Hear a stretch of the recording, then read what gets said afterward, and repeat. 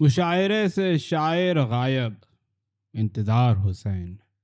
لمز نے زہرا نگاہ کے اعزاز میں ایک تقریب کا اہتمام کر رکھا تھا۔ یہ چند کہ یہ مشاعرہ نہیں تھا، یونیورسٹی کی ایک تقریب تھی، پھر بھی زہرا نگاہ کو شعروں پر وہ داد ملی جس کے لیے اکثر شاعر ترستے ہیں۔ مشاعرے کی تشخیص ہم نے یہ سوچ کر کی کہ اصل میں ہمارے یہاں داد اور بے داد کی روایت مشاعرے ہی سے وابستہ چلی آتی ہے۔ بے داد کو آج کل کے محاورے میں آپ ہوٹنگ کہہ لیں۔ مشاعرے میں کسی شاعر سے اچھا شعر سرزد ہو جائے تو داد کے ڈونگرے برستے ہیں۔ شعر میں اگر کوئی خامی رہ جائے اور سامعین اس خامی کو بھانپ لیں تو وہ ہوٹنگ ہوتی ہے کہ صرف ڈھیٹ شاعر ہی مائک کے سامنے جمع کھڑا رہتا ہے۔ غیرت مند شاعر تو فوراً ہی اسٹیج چھوڑ جاتا ہے۔ مگر زہرا نگاہ کی باتوں ہی سے ہمیں یہ پتہ چلا کہ غیرت نام تھا جس کا وہ مشاعرہ بعض شاعروں کے یہاں سے رخصت ہو چکی ہے۔ زہرا نگاہ مشاعروں کے واسطے سے کچھ اپنے تجربات سنا رہی تھیں، خاص طور پر ہندوستان کی شاعرات اور شاعر ان کے ہدف تھے۔ کہہ رہی تھیں کہ ہندوستان کے آج کل کے شاعروں نے داد لینے کا عجب طور نکالا ہے۔ کس کس رنگ سے داد کے لیے گڑ گڑاتے ہیں، سچ مچ داد کی بھیک مانگتے ہیں۔ بھیک مانگنے پر بھی داد نہ ملے تو دھمکیوں پر اتر آتے ہیں۔ ایک شاعر کے متعلق بتایا کہ غزل سناتے سناتے ایک شعر پر رکا اور داد کا طالب ہوا۔ جب دیکھا کہ سامعین ٹس سے مس ہی نہیں ہو رہے تو اس نے دھمکی دی کہ حضرات اگر آپ نے مجھے اس شعر پر داد نہیں دی تو میں بار بار یہی شعر پڑھوں گا، بے شک اس میں پوری رات گزر جائے۔ سامعین نے اس خوف سے کہ ایک خراب شعر بار بار سننا نہ پڑے داد دی، مگر بطرز ہوٹنگ۔ یہ تو اب کے شاعروں کا احوال ہے۔ اب سے پہلے کا احوال یہ ہے کہ اچھا شعر کہنے والے اتنی داد پاتے تھے کہ نہال ہو جاتے تھے۔ برا ایک شعر بھی غزل میں آ جاتا تو شاعر کو لے بیٹھتا۔ سنا ہے کہ تقسیم سے پہلے کے زمانے میں دو مشاعرے ایسے تھے جہاں نئے شاعر کی تقدیر کا فیصلہ ہاتھ کے ہاتھ ہو جاتا تھا۔ ایک علی گڑھ یونیورسٹی کا مشاعرہ اور ایک لاہور کا مشاعرہ۔ جو نیا شاعر ان میں سے کسی ایک مشاعرے میں غزل پڑھ کر خیریت سے گزر گیا، پھر وہ ملک کے کسی بھی گوشے میں جا کر مشاعرہ پڑھے سرخرو پھرے گا۔ لاہور کے مشاعرے کا یہ اعجاز تو خود ہم نے بھی اپنی آنکھوں سے دیکھا ہے اور زہرا نگاہ کے واسطے ہی سے دیکھا ہے۔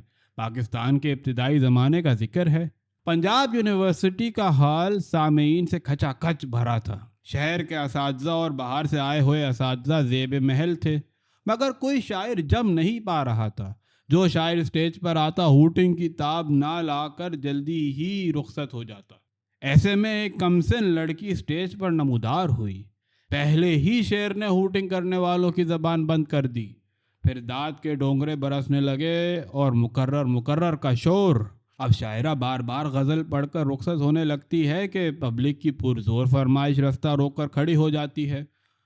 منتظموں نے یہ نقشہ دیکھ کر جگر مراد آبادی کی آمد کا اعلان کر دیا، مگر ابھی جگر صاحب گنگنا ہی رہے تھے کہ پیچھے سے ایک آواز آئی، زہرا نگاہ، اور پھر اس آواز کی تکرار ہوتی چلی گئی۔ جگر صاحب نے رنگ محفل کو بھاپا اور واپس اپنی نشست پر جا بیٹھے۔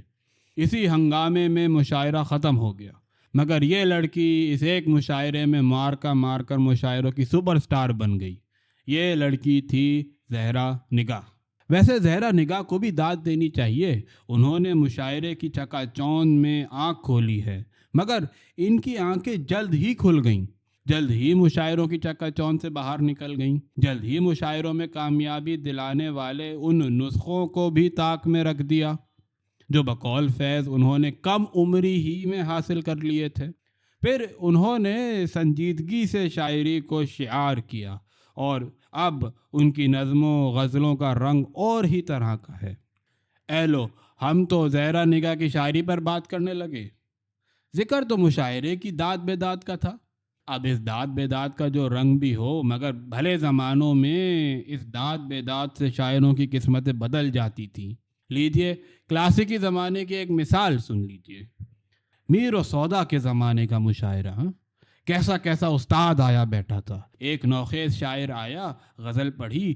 جب اس شعر پر آیا، رشک آئینہ ہے اس رشک کمر کا پہلو، صاف ادھر سے نظر آتا ہے ادھر کا پہلو، تو مجمع بھڑک اٹھا۔ شاعر پر داد کی بوچھاڑ ہو گئی۔ یہاں مرزا سودا بھی موجود تھے۔ انہوں نے عجب رنگ سے داد دی، کہا کہ میاں صاحب زادے تم جوان ہوتے نظر نہیں آتے۔ یہ قیامت بھری داد شاعر پر بھاری پڑی، سال کے اندر چٹ پٹ ہو گیا۔ اب ذرا ایک شاعر کی تنک مزاجی کا بھی قصہ سن لیں۔ سائل دہلوی کے بڑے بھائی تھے تاباں دہلوی۔ چھوٹے بھائی کی سی شہرت انہیں بے شک نہیں ملی، شاعر والا ٹھسا ان سے بڑھ کر تھا، اور جو صاحب نظر تھے وہ ان کا لوہا مانتے تھے۔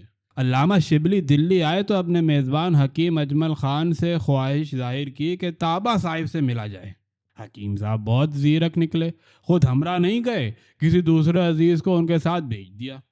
ملاقات بہت خوشگوار رہی۔ پھر علامہ شبلی نے کلام سنانے کی فرمائش کی، تابا صاحب نے غزل سنانی شروع کی۔ علامہ صاحب سنتے جا رہے ہیں، مگر مجال ہے کہ کسی شعر پر ہنکارہ بھرا ہو۔ ادھر تابا صاحب کا پارا چڑھنا شروع ہوا۔ وہ بلا کے غسیلے تھے، اور جب بھڑک اٹھتے تھے تو زبان پر قابو نہیں رہتا تھا۔ ادھر علامہ شبلی اپنے زمانے کے مستند، مورخ، محقق، نقاد تو داناؤں کی ٹکر ہونے لگی تھی۔ بالآخر ایک شعر پر علامہ صاحب نے زبان کھولی اور داد دی، سبحان اللہ! بس تابا صاحب پھٹ پڑے، بولے، علامہ صاحب یہ شعر ہے شعر العجم بنا شد، کہہ کے دیکھو۔ آگے جو کہا وہ دلی کی کرخنداری زبان میں تھا، نقل کیسے کریں؟ ہاں، اس کے بعد ایک فقرہ اور کہا، علامہ میں نے 3 راتیں صرف کی ہیں تب یہ شعر برآمد ہوا ہے، تم نے جھٹ پٹ یہ شعر کہاں سے سمجھ لیا؟